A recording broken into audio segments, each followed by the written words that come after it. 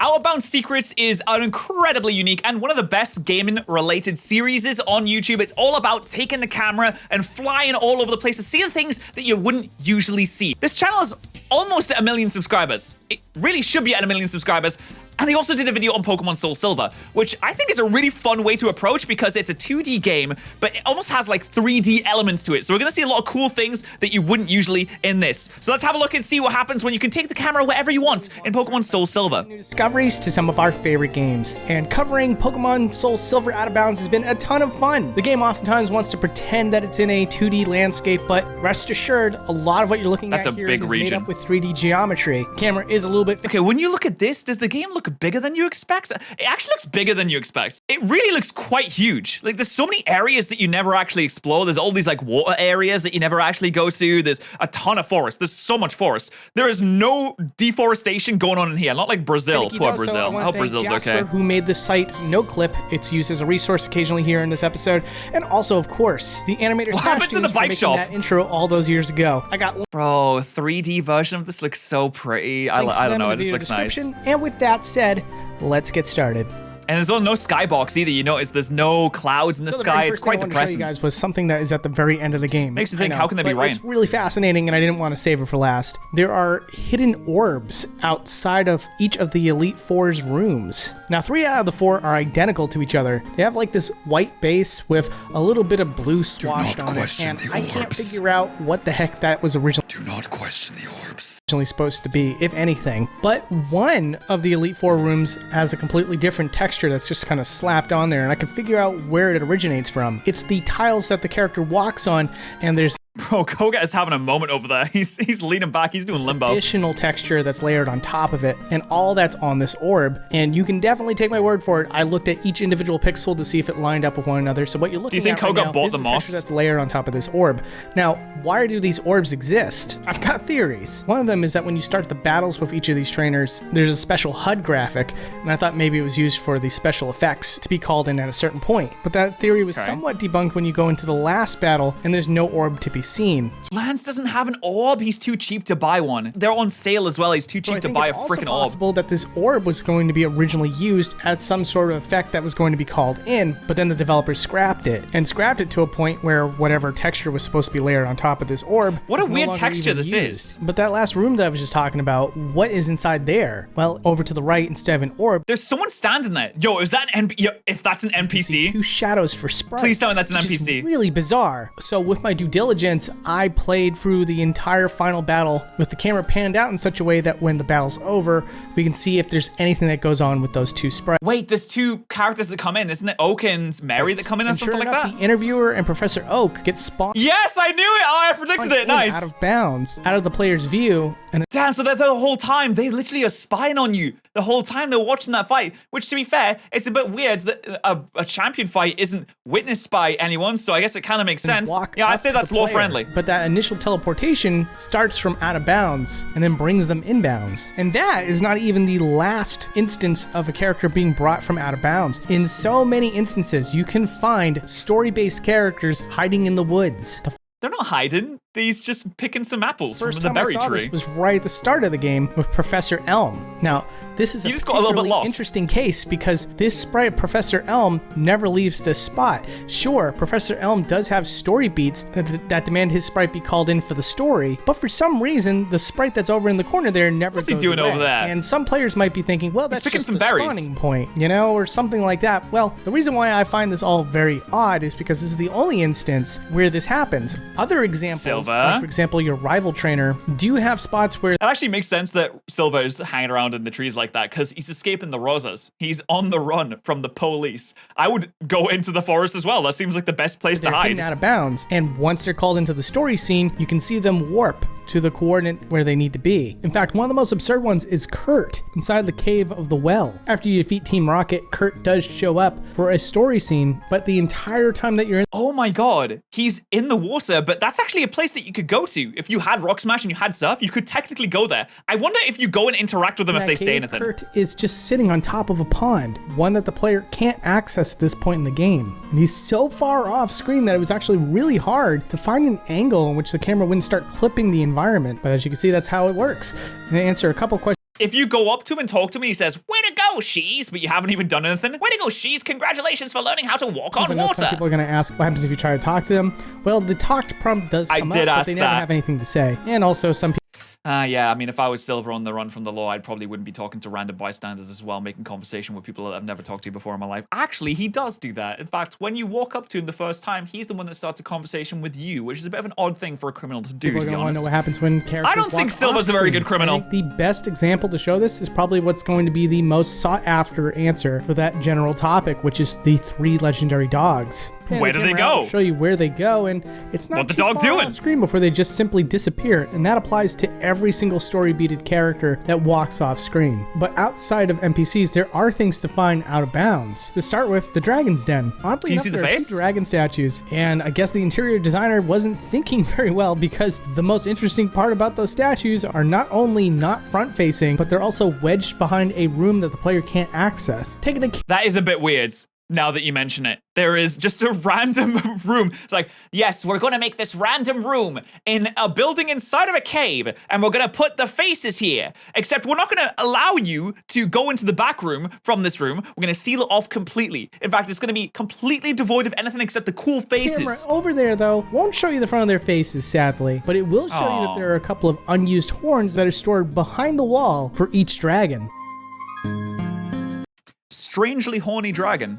And the very, very end of the game, where you register your Pokemon into the Hall of Fame, the shrine at the top is hiding a cleverly placed dev cube. Dildo. Which is not the too dev common cube. in this game. Yeah. There are a couple more. I will share those in a minute. In the Indigo Plateau, if we move the character out of bounds and start moving the camera, you can see that there are massive texture sheets for rocky ground. And using Jasper's no-clip website, you could see just how many that are used and just how many that are placed. So much rock. What will happen if you actually walk on these plateaus? Well, it activates the game's mystery zone. This is one of the most absurd things I've ever seen, but if you walk out of bounds in Pokemon Heart Gold and Soul Silver, the game will take the time to tell you where you are. And the devs wrote... I love it when games do things like this, because you essentially go to a place that you're not supposed to go to, and the game's like, wait, what are you doing? What are you doing here? This is also a really good example in Fallout 3 when there is an NPC on a perch with a sniper kind of looking out from a town, but you're not supposed to be able to get up onto that perch. So when you fly up or get up somehow... The more time I spend talking to you, the less I'm spending watching for raiders. How the hell did you get up here anyway? They recorded lines for an NPC that you're never supposed to even be able to get to interact with. And the game is self-aware enough to be like, how did you even get here? Because they'll know that they'll find some kind of like exploit or cheat to get up there. And it's just like a cool little Easter egg. And I love stuff like that. The mystery zone. This is kind of like that. In my search, I didn't find anything too amazing. It's still kind of incredible that there's so much reused assets that are just kind of stored out here, despite the fact that the player would never be able to get to see it. It looks really, really good when you see the entire game's overworld map in something like the NoClip website, but outside of that, I can't think of too many reasons why this would even be here. But I will say thank you to the devs for making a next level sense of immersion that's really fun and really interesting to show it off on a show like The Mystery Zone. But moving on from that, Area 51, this but is just everywhere. Something that is really rare. In the route just above Olivine City, are they walking backwards? Take the camera underneath the ground. There is a single tile that is still left in the game, and I'm why are they not walking exactly backwards? sure why this would be here. Again, this is not something you typically see in the game at all. That looks like that's like the me version of a developer, because I'm the kind of person that cuts corners and tries to do things quite quickly. So if I put a tile down there accidentally, it's like, fine, no one's gonna see it, it's fine. And then I'll just not remove it. The environments, most of it is just the void. But like I said, in this one area of the entire overworld map, you will find this one That's tile. a misclick. I wanted to talk about a couple of NPCs. Right, I know what that is. That's for me. Areas that the player would normally never be able to access. Like the first gym leader here has his back right up against the wall. You can't get behind him. But if we clip out of bounds and talk to him, you can still see that he has a backside. And the same can be said for the gym leader Chuck. Yeah. You see the rocks wedge him in such a way that the player should not. When they make be able sprites, to they talk have to him from make behind. all different But angles for courtesy them, because they are used in different parts of the game as well. Isn't there another area where you can like rematch the Johto Dim Leaders, or is it just in this area? Either way, they can use this and they can reuse it in the future if they need to in future games. They can reuse the same assets. We can show you what that would look like. Here's one of the most bizarre things. Every single Pokemon in the game has a little bit more graphics than you would normally be able to get to see, as exampled by Cyndaquil here. And even stranger, his these little sprites thighs exist in a 3D plane. The environment doesn't, but I can manipulate where these characters are by shifting the camera around. Where's that Cyndaquil going? Battle sprites alone, if we flip these sprites all the way around, you can see the image is mirrored on the opposite side. Where's he going? Cannot be said for the overworld sprites, which I guess is a shame because it does break the immersion that would otherwise be pretty well preserved by taking the camera down to eye level. This one room that you're looking at here has a TV, it has a countertop, it has a fridge. Cavallier's like, I can't believe that they don't have a 3D version of these sprites that work in 3 dimensions. It's breaking my immersion when I have this free cam. Seats and all that stuff. And I get the point is that if you took it into a 3D mode, you could still play the game. And actually the game looks really, really nice like this. Unfortunately, it doesn't work for every single sprite. To give you the illusion of it all existing in a 2D world, but POV, you're a 10-year-old trainer. It's all rendered in 3D, and it looks really nice. And the devs kind of pick and choose what they want to be in 3D, which is kind of bizarre. That bed looks disgusting. Can someone make that, please? Things like the seat and the Nintendo Wii in the main character's bedroom are completely flat textures, but the laptop, the bed, the staircase, those are all fully 3D. In fact, the laptop the TV looks like it's from 1986 too, unlike the television and the bed. Again, that falls into the category of particularly rare because even buildings don't seem to have backsides, which makes perfect sense. Before we move on from the subject, I just want to show you one last thing that's kind of fun. Here's Meryl walking around in a square-shaped pattern. I just kind of wanted to show you what that looks like from another angle. And in fact, just for kicks. This reminds me of Paper Mario because you get these like weird angles in those Paper Mario games when you're like flat and all that. Into normal view, just so that you can see the contrast between what the developers want you to see and what you can actually see. Now they should make a paper Pokemon game by talking about the Sprout Tower. This is another example where the building is modeled on all sides, and like I said, it has a backside. Very unusual and uncommon. That's weird because the land without trees looks really weird. The building in this game is not modeled on all sides, but this one is. Maybe the developers thought that there would be a reason why it would be modeled on all sides for maybe a cutscene or something, but all you get to see in the game is a slight pan up that allows you to see somewhat of the tip of the building, never the back. Speaking of the top of buildings, I wanted to show you a couple that don't allow you to see the entirety of the building. That looks really nice at night as well. So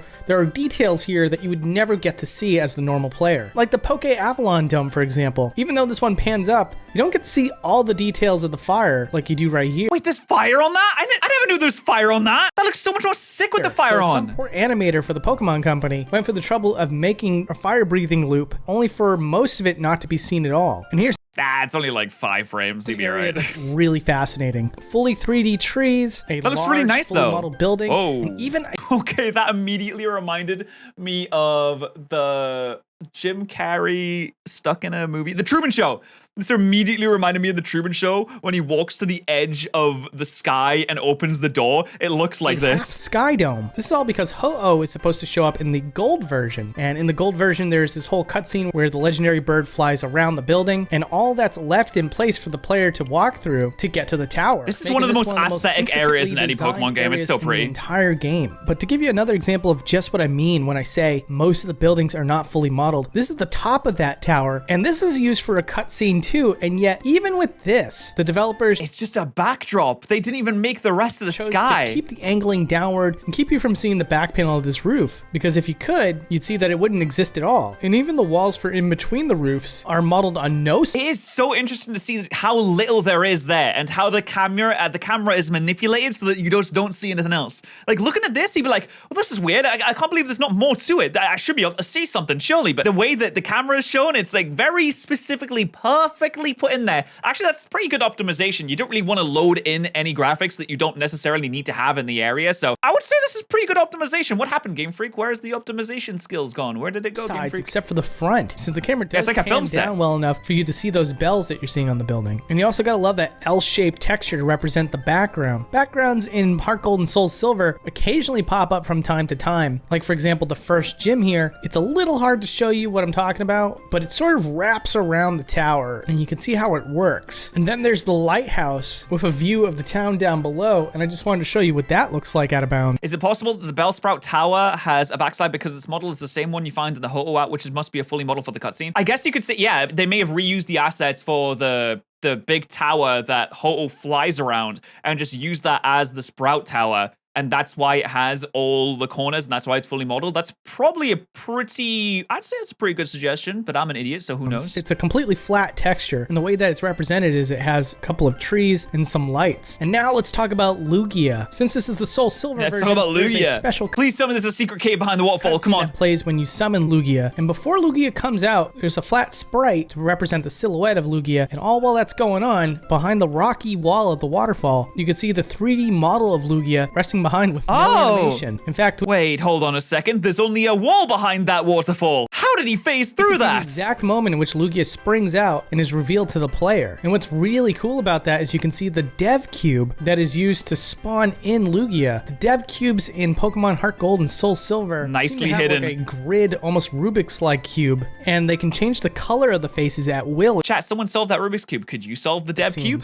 Now, if I was to walk into a town dev or die out of bounds and not do all the necessary triggers to load things in properly, all the dev cubes that are supposed to have a function are all revealed. Like, for example, this wow, that is way too inside baseball. This reminds me of when I tried to make Skyrim mods with the Skyrim creation kit, and you had a lot of stuff like this, and you could just make whatever you wanted, and you can alter whatever you wanted. I started making a map in Skyrim that you could travel to, and I started making my own mod, and I started making all the towns, and I put the island there, and I started making I never finished it, but it was really interesting. Game development, actually really, really hard. I can't do it myself. Over here is supposed to have a smokestack, and there's too much of an idiot way up top to spawn in smoke, and then down below is a trigger for when the player wants to go through a door. And the same could be said for the well. The well's just completely replaced with a dev cube, and of course what that dev cube is supposed to do is that when the player touches it, you go down into the well. It's really fun to see what gets spawned in and what doesn't. And now for another... That old lady's looking around like, oh, there's a lot of dev cubes around here. Someone must have not done the triggers correctly. Is that you, young boy? Rare instance in this game, and that is rooms that exist in the same loading zone. You could probably think of many areas of Pokemon that could benefit from having a shared loading zone, but for Pokemon Soul... I guess that just saves the amount of areas that you have to create, Silver, right? The only instances that I could find of this are the entrances to the underground tunnel in Goldenrod City.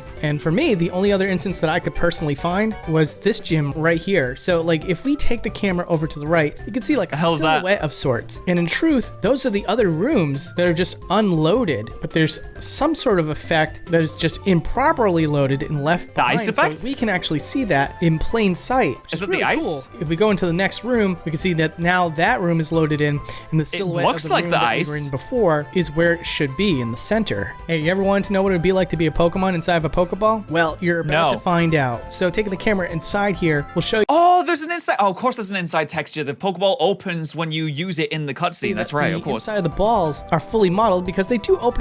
Wait a minute. There's no Pokemon inside that ball. I'm being scammed. To give you your Pokemon, but it's such a brief scene that you really can't lock in. Elm's a liar. There's no Cyndaquil in there. Pokeball. But as I'm explaining things here, you can clearly see all the lines. Everything's been a lie the entire time. Normally inside of that ball, and you have all the time in the world to breathe and soak it in. And also, I just wanted to point out that the background for the Pokeballs rests.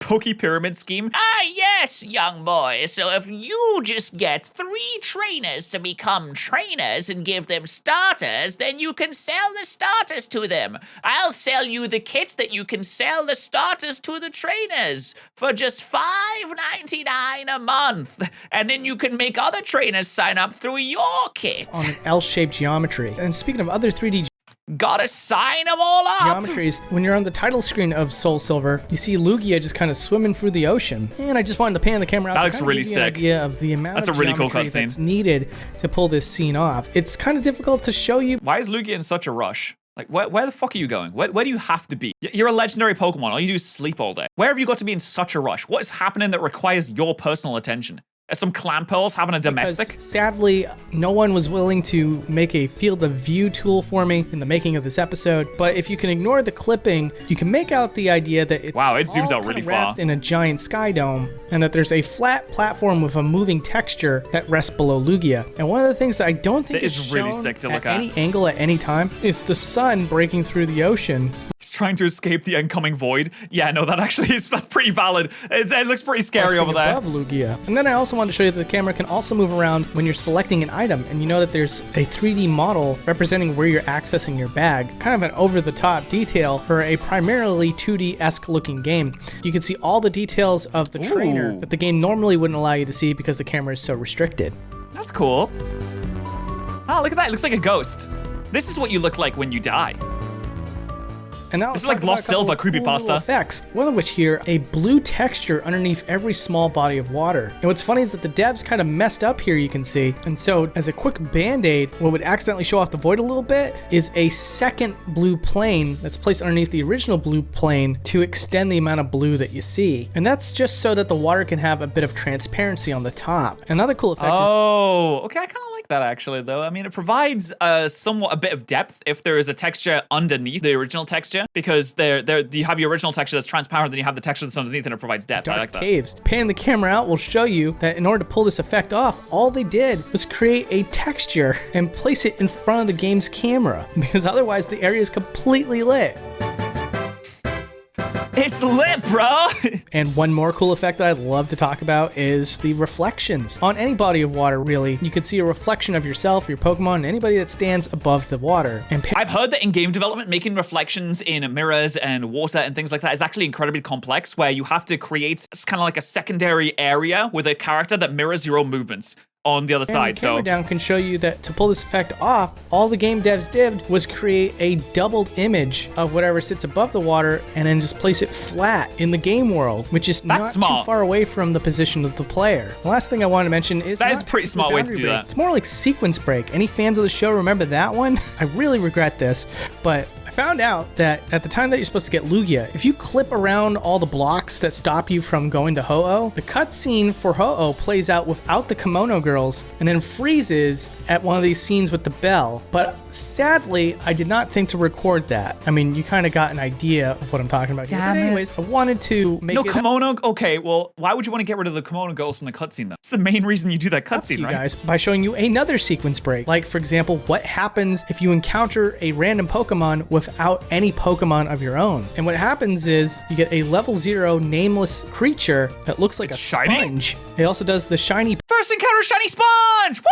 Let's go! Yeah! Pokemon we did it! Let's go! Saying, what will? And if you look at the bottom screen where there would be a Pokemon, there is a unique image of a question mark instead. And then instead of being... That's translated, where the game's basically saying, yeah, I don't know what the fuck's going on. It's just a whole bunch of question marks, and it says... Oh, the game's having a hard time there. Uh-oh. Oh, dear. Left. And then the opposing Pokemon will attack, and it says, but there was no target. And then it'll tell you that you're out of Pokemon, and you'll black out. Yeah, well, like I said, it's awesome to be back. Here's a small... This just seems to be like a cocaine-induced stupor, basically. But that is what happens when you go out of bounds with a free cam in Pokemon Soul Silver. And I think this stuff is really interesting. Make sure you subscribe to the original creator. That's so close to 1 million subscribers, and we're close to 100,000, which is 10% of that, but still a very big number. So I really appreciate it if you could, and bye. See you later.